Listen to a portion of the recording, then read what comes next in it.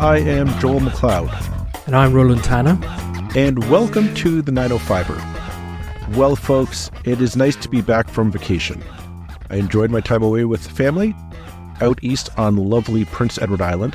Spent the time recharging the batteries and pondering some new episode ideas. Ready to dive in whenever I got back. And while I was there, I did what anyone would do and open Instagram to check out how the good old 905er was doing. I was surprised to be greeted by a message from Meta stating that due to the fact that we are a news organization, our postings would be limited in Canada due to Bill C-18. To say that we were shocked was a bit of an understatement. Originally, we thought that we were far too small to be noticed by Meta or Google to be caught up in such a wide sweeping move. I mean, it's not like we have Torstar or Postmedia money backing us. Nevertheless, we are being targeted by Meta and Google now in retaliation against Bill C-18's purpose of making them pay news content creators such as us for posting on their platforms. And now it is time for a bit of transparency on our end here, folks. We very much rely on Facebook, Instagram, and Google to share and promote our episodes when they air. In the past, we have bought ads on both platforms to do so, but we have not done that in a very long time. Our growth has been very much a result of our sharing content and liking and finding us here. As well, we do not see how Bill C-18 would benefit us honestly. At best, we would see a minuscule increase in funds from those platforms, but nothing that we would retire off of or allow for a massive capital investment. In our opinion, the only ones who would truly see a possible financial gain from Bill C-18 are legacy media and their conglomerates. So, there we are then, caught in the middle of a fight between the federal government and the media giants in Canada. How does the little independent podcast fight back against this? Well, we look to our friends. As you may remember, folks, a little while back we announced that we are going to be joining Crier Media, a made-in-Canada cooperative of like-minded content creators. Part of that joining meant access to our guest today. Matt Cundill is the founder of Sound Off Podcasts, a veteran in the radio business for over 20 years, and is one of the resources we work with to help us grow this podcast. We've asked Matt to join us today to discuss Bill C-18 and its implications for the Canadian digital and new media landscape.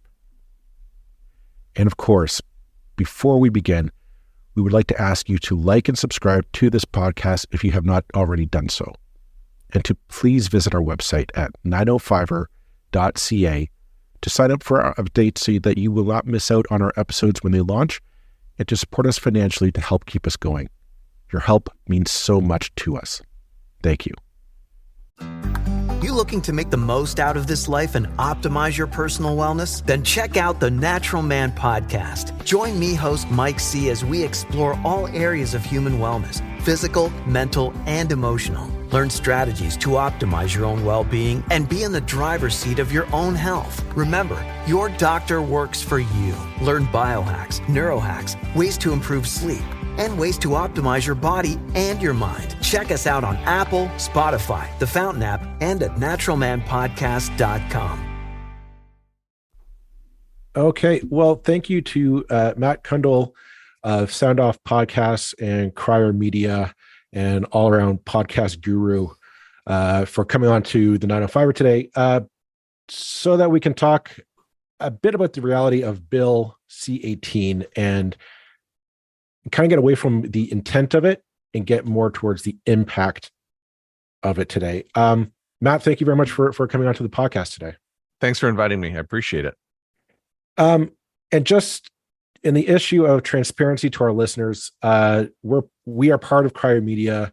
Matt, you help Crier Media with their podcast, so that's how we know each other. And you are currently helping us work through this Bill C-18 fiasco on our end to keep us in your ears, listeners, so to speak. So on a probably not so professional level, but thank you very much, Matt, for your help on that end, on the professional side. You're very welcome. It's going to be an interesting time to see how we can navigate this. But while it appears to be very, detrimental, and it's totally an infringement on our businesses, I think we're still going to be in good shape. So I'm a bit of a therapist with this. I mean, I hope so. And I guess let's just kind of get into it. Roland and I have been talking about this a little bit kind of off air and behind the scenes, and we view Bill C-18 as kind of a last ditch attempt by the federal government to hold an old, outdated model of news information dissemination to the public.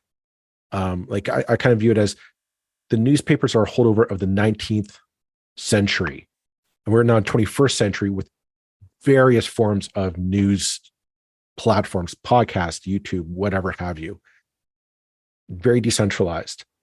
And it's like this last gasp, well, let's try and keep the power to the tour stars and the post media and their failing empires. Is that kind of, am I just being over dramatic with that analysis? No, you're exactly right. And let's not mince words here. These are the companies that went to the Liberal government and said, we need help. We need help in this. We're losing revenue. I think a company, for instance, like Bell, or, it could be Shaw, it could be Rogers. These are companies that work closely with the Canadian government to do things like, lay cable, to get the internet into far-reaching places that, the government really wants to see high-speed internet everywhere. These are companies and government that are doing business every day. And at some point, these companies went to the government and said, we're doing things for you. You need to do something for us. And you need to solve this problem of our declining revenue in advertising. It's not like nobody saw this coming. We saw this coming back when the internet started. A lot of newspapers even participated and went and got web pages. And the next thing they did after that was, well, here comes Google. Now we're going to share. Now we're going to join social media. We could see this coming, and where the advertising money was going to go, whether, it's a radio operation or a newspaper. People started to buy less and less newspapers, and, as it were. And, newspapers have tried to do subscription models, but the real key here is that it costs a lot of money to do journalism. It costs money. You guys right now, we're all sitting here talking, we're giving up our time. There are things that you do outside of this to contribute to the show. And investigative journalism, which has really been the backbone of so much of these newspapers for many years, it costs money to do that, and they don't have as much anymore. So now we're seeing journalism, it's a little bit worse. This is a solution that somehow the government has come up with. And I think they went and said, okay, well, how are we going to do this? Well, let's make these guys pay.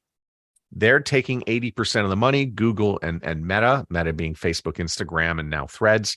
They're taking your money. Let's try to get it back. And I think that, in a past age in Canada, it could have been steel, it could have been whiskey, it could have been any number of things. At one point, it was fish. But the government would put a levy on it, 2%, 3%, 10%, whatever it is. If you think about, this, we're talking about local businesses. They're the ones who have redirected their money to Facebook and Google. So why aren't we taxing them? Why aren't we making them pay 3 or 4% to fund, a journal? That would be the easy solution. It's terrible politics because, the government doesn't want to come up with another tax, which will infringe on small businesses. Well, why do I got to pay another 3% to go and fund these people? It would really open up a discussion about how we're funding journalism. And listen, no government wants to be funding journalism. I know they're doing it. They passed out about $500 million to a bunch of operations a little over a year and a half ago. They don't want to be in the business of that. It's not healthy for democracy. Yet here we are, and we are in it. So this is the crux of the problem, as I see, the way the cash operates. So, I mean, let's just, for the sake of our listeners, anybody who hasn't picked up on this already, here at the 905, we're one of the first companies, one of the first podcasts to sort of be caught up in this, because we went onto our Instagram page the other day and suddenly got a message saying, hey, we're not going to show your stuff to anybody in Canada anymore because you're a news organization. And there's a couple of things about that which troubled me, quite apart from the kind of whole democratic thing. Ultimately, this is an issue about people taking newspaper content and as the newspapers would put it, giving it away for free. As other people would put it, giving free advertising to the newspaper by passing articles around and taking people to the newspapers. Now, there's all kinds of additional problems with that, I know, and that basically Facebook and Google and all those guys have basically taken all the advertising that used to go to newspapers, and now they get the advertising revenue rather than newspapers. So sure, I'm not saying there isn't a problem that needs to be solved. However, what's happening is that, not only is our stuff being blocked, which, we're no part of this argument, we just want to be left alone to do our own thing. Things that we voluntarily put onto Facebook or Twitter or Instagram of our own sort of free will is being caught up in this, which is a quite different sector of content, actually. The argument is about people taking stuff from the website and giving it away through social media kind of free of charge. Our Facebook page or our Instagram page is nothing. That's our choice. We've chosen to give things away. So there's a kind of it's a double side to this, and there's kind of a curse on both your houses, I think, in that I feel like, personally, I feel like the government has been far too willing to listen to the big media companies and kind of ignore the smaller, newer media that are innovating in the sector and who are actually managing to make money without subsidy, and sort of throw in a huge sort of hammer blow here that has all kinds of unexpected ripples that we're being caught up in. And also, a curse on the actual social media companies for being, kind of bullies here. I mean, it seems like this is a shakedown, right? This is like, okay, you've tried to do something. We're going to make you we're going to punish you for that. As I understand it, Meta and the rest of them, certainly Meta tried the same thing in Australia as well, and the Australian government backed down. Is that kind of whole very long and wordy analysis something like a fair picture? Yeah, I mean, I could have shortened that description and just said that you caught shrapnel. Yeah, absolutely. and that's what happened here. I mean, listen, the legislation has passed, and under what is written in the law, the tech companies would have to do what they have done, regardless of whether you wanted this legislation or not. Your first call right now has to be to your MP, regardless of their political party. You've got to call them up and say, listen, we run this operation here in your area. We have a business. And for the record, that has happened. that email has been sent, and I'm waiting to hear back on a date and time to meet with them. Well, who did we call and who did we write? My MP is Karina Gould. Okay. We've had her on the podcast before. Roll and I both know her fairly well on outside of this, so I'm looking forward to having that discussion with her and discussing that this it hurts us on a business level. And I'm not talking, I don't really want to take the journalist part of it out of it.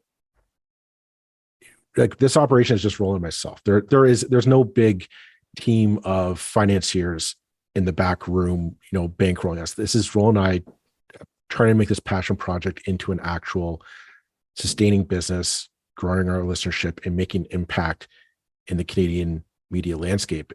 And this hurts us. Like, what gets me about this bill is how this is going to be hyperbolic, but like how anti-capitalist it is. In that, the idea of capitalism is like, you do it, you get a product, you sell it to the public, it does well. Somebody else comes along and presents a better product that people say, well, I want to buy that more than your product. That wins in the free market. This limits that innovation, that free, and I'm not saying that we're better than Bell or whomever, but like, I think the people's listening habits are news ingestion habits are shifting from the 19th century model of the newspaper to podcast, to YouTube, to online video, to streaming services, whatever the case may be. Their appetites are changing, and you need to allow the market to feed that beast, to allow that innovation to happen. It's going to be messy. It's going to be not a clean thing, but you got to let it happen. And I just see this bill as kind of stifling. It's like it's not going to have the intended outcome that they want.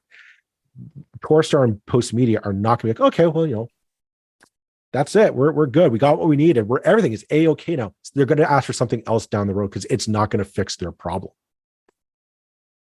So good news. You're a podcast. Yes. Podcast is distributed via RSS. Mm-hmm. And one of the greatest things about podcasting is the RSS feed and its delivery. There's no gatekeepers. Listen, Apple can turn you off tomorrow for something that we say on this show, and they can go, this doesn't fit. You violated the terms of service. You're gone.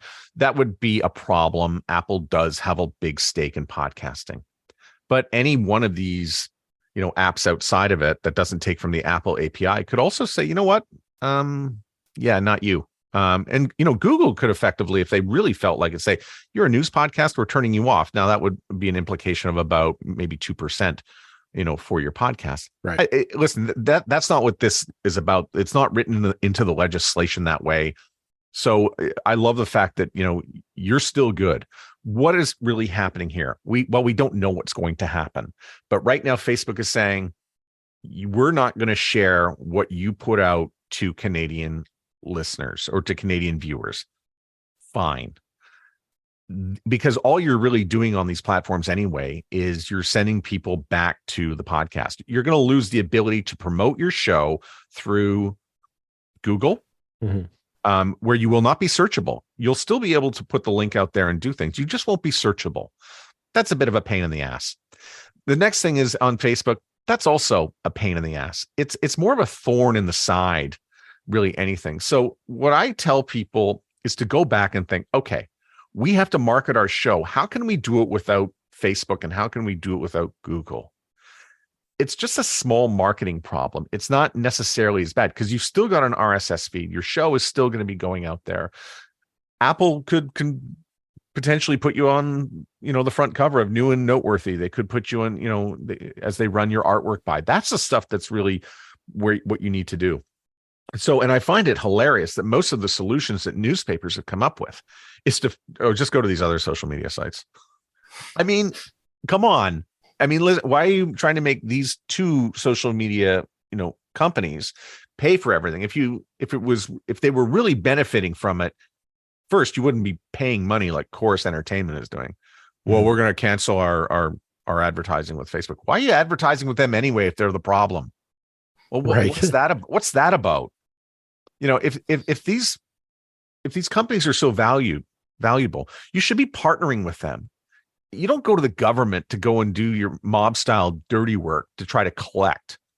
You should be going to them and saying, we need to work together to figure out how we can benefit one another.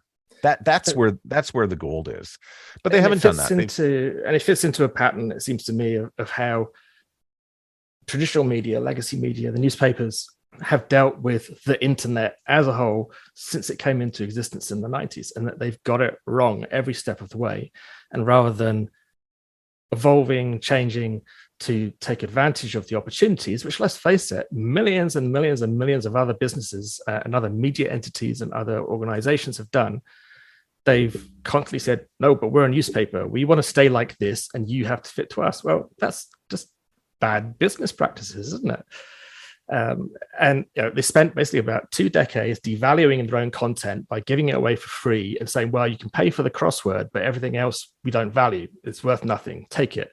And then wonder why no one wants to pay for their stuff anymore. There were just so many poorly thought out decisions by traditional media over that time. And there's another part of the story, kind of going off on somewhat of a tangent. I saw just reading one of the articles a few minutes ago. Obviously, again, to our listeners, if you go onto the Globe and Mail or the National Post or the Star, you're going to get a very different account of this entire story than you're getting from us. Sure, we both have our biases. I think certainly it's troubling how one-sided it is in the national press. But there was another point I was going to make, and it's just gone right out of my head. But talk some more about that kind of lack of evolution as you perceive it from traditional media over the last few decades. Yeah, so there's a lot of really old white men back when the social media began to pop up in 2008. And I know I had a friend who was working at CBS Radio who said, hey, should we put the radio station up on Facebook? And they said, no, we're going to be creating our own type of social media platform next week. I'm like, yeah, good luck with that. There was also the time CJOB here in Winnipeg, and I went to the program director and I said, "Don't you think you should be doing a Twitter account?" Oh no, that's just nonsense.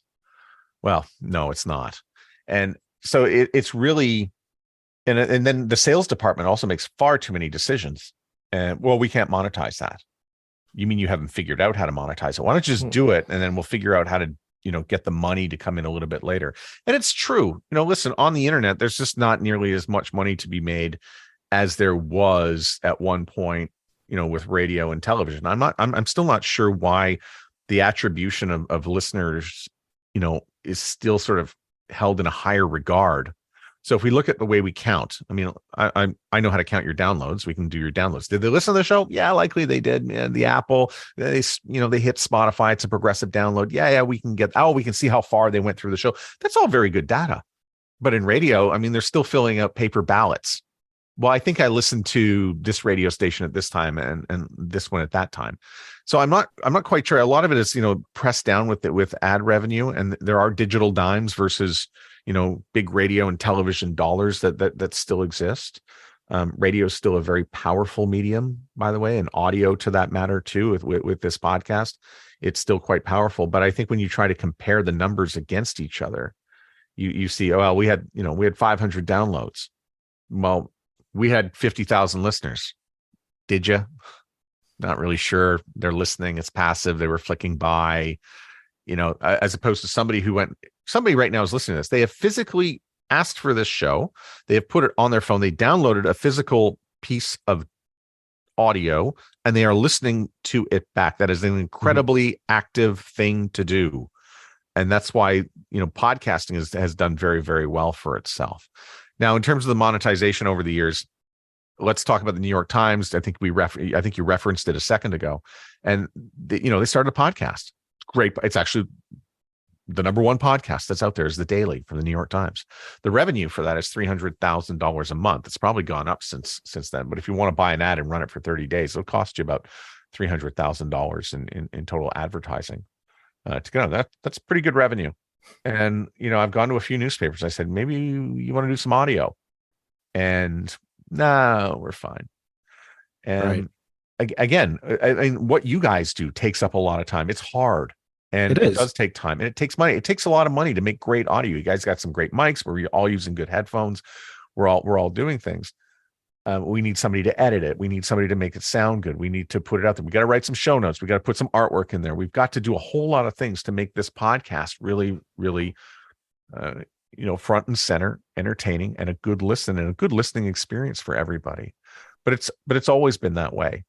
It takes time to make good media. And you're right. They don't see the value in trying to, change their business. I would say two personal anecdotes that kind of feed off what you just said, Matt. One, my first job out of university was I was the guy inputting the surveys about radio listening into the data, like into the spreadsheet. You're absolutely right. It's just people just scrolling through. I listened to CBC. Everyone worked on CBC. It's and you could tell there was people who had forgotten that they had to mail back this ballot, like they'd been going on their lives. You could tell it because it was the same kind of scribbled. I listened for 3 hours in the morning. CBC, I'm like, did you really? Because I can tell you scribbled through it. You didn't put, you put the arrow down, right? They would draw the arrow through. Right.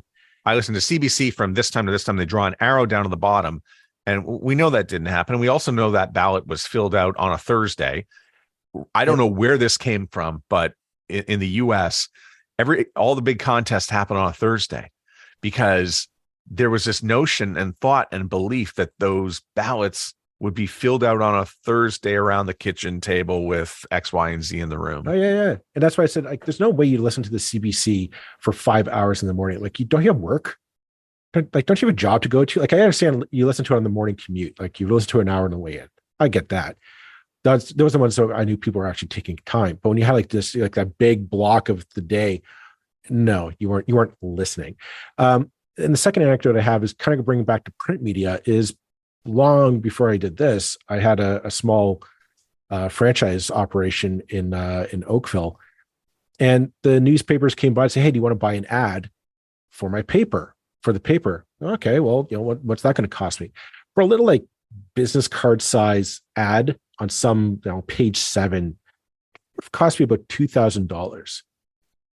I said, what am I going to get for $2,000? And that was just for one print, like one day. I said, I'm not even sure anybody, can you make sure that people are going to read this paper? Like, am I going to get to everyone to read this? And so I bought it. I put it in. Nobody showed up to my restaurant. I said, that was a waste of money.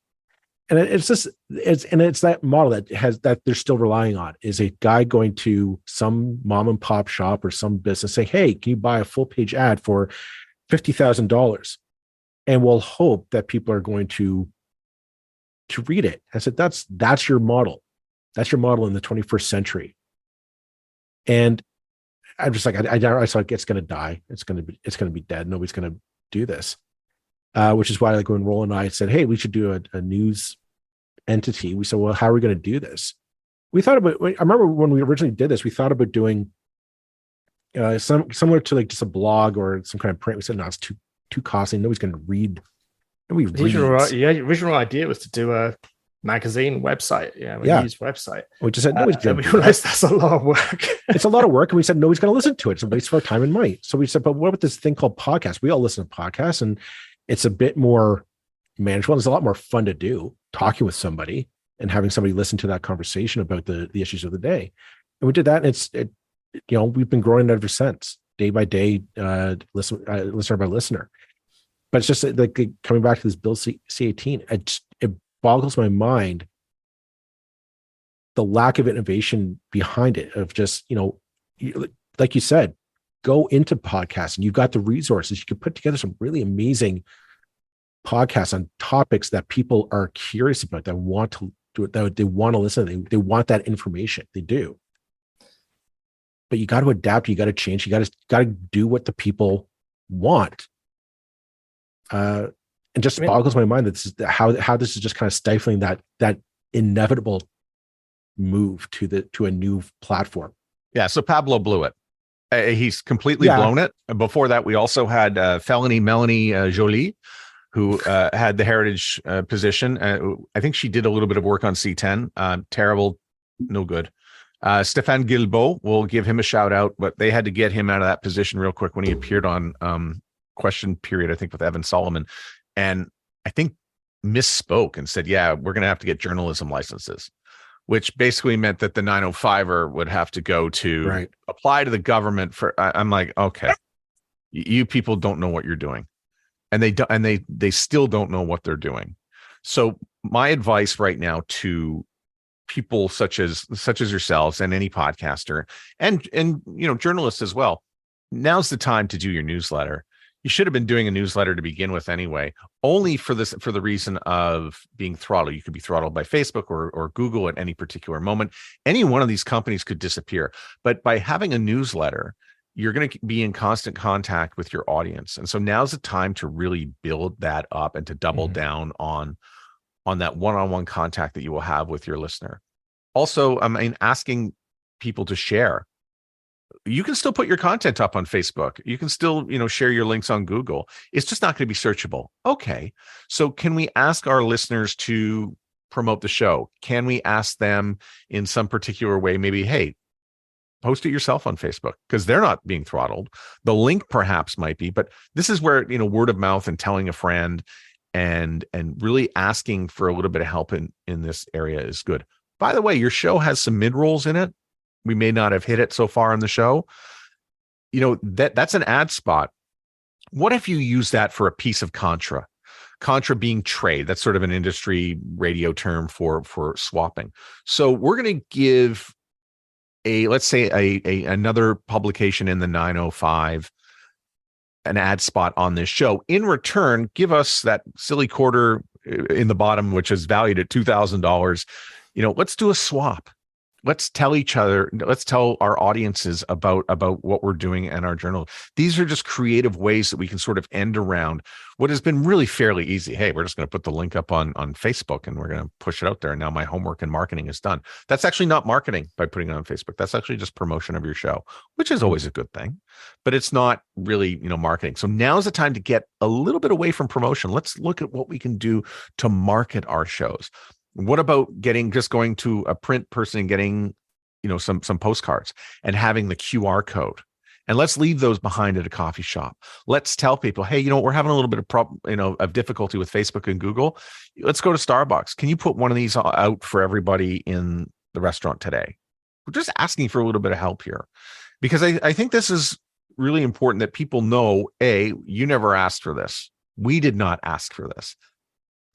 Pablo and Justin just went and did this on their own, completely ill-advised. And while I'm here banging on liberals, let me also take the opportunity to mention what an absolutely terrible job the conservatives have done standing up for the rest of us.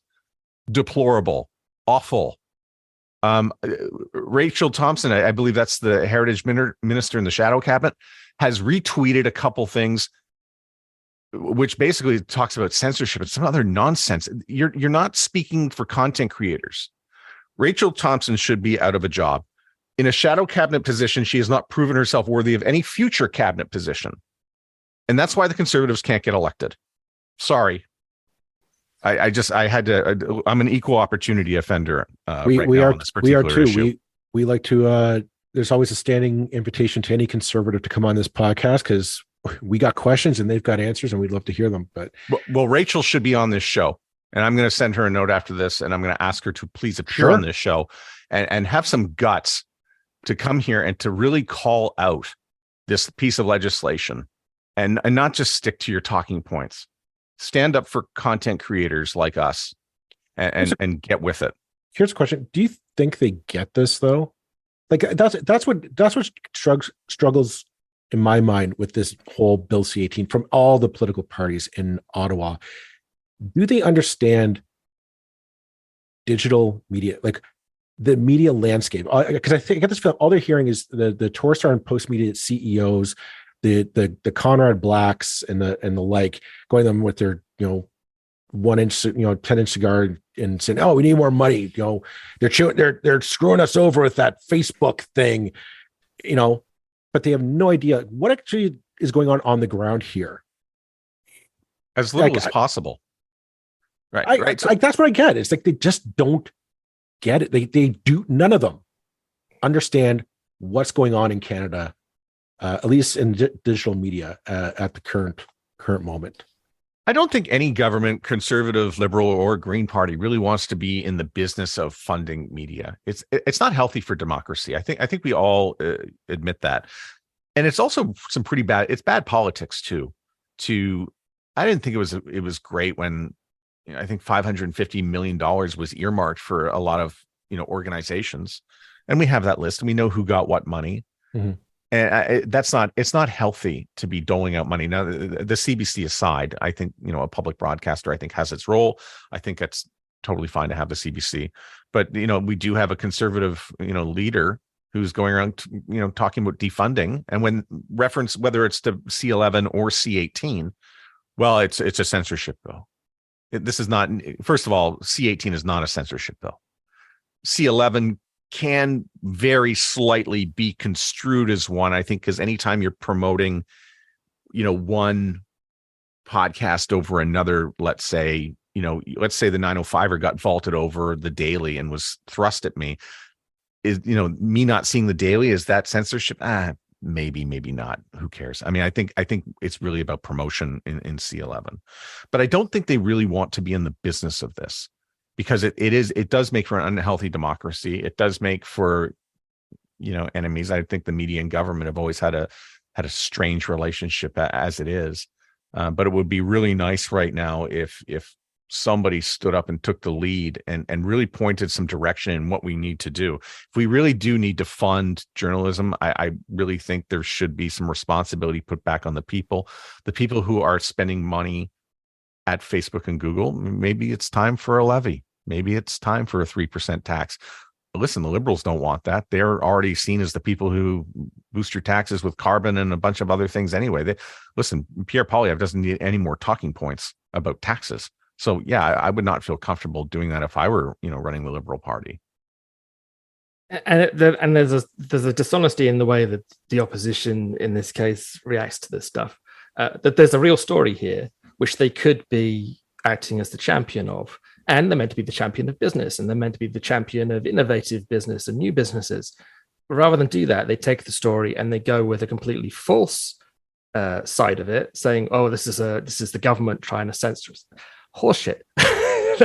It's this is not real opposition. This is playing games with politics and saying things that you think your base is going to agree with without having to think too much. And that is just maddening because we need opposition parties and we need the actual people in government at the moment to be thinking straight and actually to be highlighting the problems with legislation and rather than just taking everything as an opportunity just to sort of try and kneecap the other guys. It's infuriating. The whole thing is infuriating and doesn't speak particularly well to, like you say, some of the people who've been behind the process towards this. Look at this entire episode. This entire episode, we've basically been taking the federal Liberal government to task for badly conceived policy and legislation. It's not going to be banned. It's not going to be sent. Like, I'm not going to get a knock on the door from the RCMP saying, "Excuse me, you've been saying naughty things about Pablo Rodriguez and Justin Trudeau. Can we have a word?" This isn't about censorship. This is just about, as we said, stifling innovation and allowing, in my mind, the free market to do its thing. And I think your points, Matt, is absolutely right. I think ultimately we'll be fine if we do the right things, if we work hard, and if we think a bit harder about how we're going to get our message out, how we're going to be a bit more upfront about asking our listeners to, like, hey, do us a favor, make sure you share, make sure you tell people what we're doing, make sure you share those links whichever way you can. Hint, hint, loyal listener. Yes.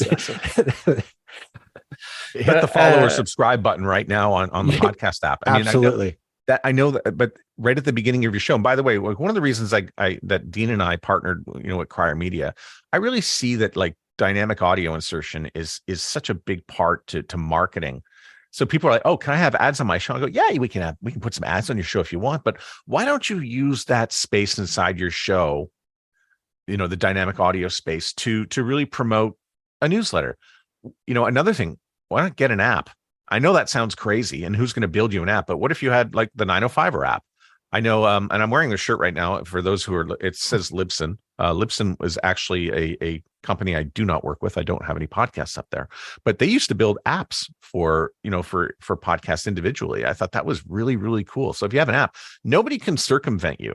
The best thing about RSS is that we put it out there and people can listen to it, and it can't really be controlled. And even if like everything goes sideways, you'll always have your website, and you'll always be able to put your show out, on your website. And I think also for newspapers who come to you, they should be getting a podcast. They should be calling me up and we should be setting them up with a podcast, because right now podcast is actually the grand solution to most of the problems that print and digital properties have. Get a podcast. Such as the 905er. Exactly. Get one or listen to ours, preferably the second one, but yeah. I see we're coming up on our time here. I don't think the story is definitely not going away anytime soon. So we'll let our listeners know how this evolves and how this changes and how it affects us. And as Matt said, if you are listening this far, definitely follow, like, subscribe, share. Go to our website, 905er.ca. Throw us some support and sign up for our newsletter there to stay in touch with how this will unfold. Matt, Cundill, thank you very much for taking the time to join us today. I know you're a busy man. It is much appreciated on this end, for not just for this episode, but for all the work that you help us with through Crier Media. So thank you very much. Yeah, and I'm really sorry that you guys are going to be my test subjects, because I thought this would happen to somebody in our group, and it turns out that it's you. as we go through this, I'm really going to be, taking a look at your show and just seeing what are the solutions we can really do. And so, from darkness comes this light. And I do believe that this podcast is going to go up in terms of, importance and listenership just through the revitalized marketing ideas that we're going to be talking about over the next little while. Well, we definitely are looking forward to whatever comes down the pipeline, and I hope our listeners will be listening as well and paying attention, because I agree. I think better days are definitely ahead, and we're on the cusp of something truly great in Canada, and looking forward to being a part of it. So thanks very much, Matt. Thank you very much for listening, everyone, and we'll see you or talk to you next week. Bye-bye. Thanks, everyone.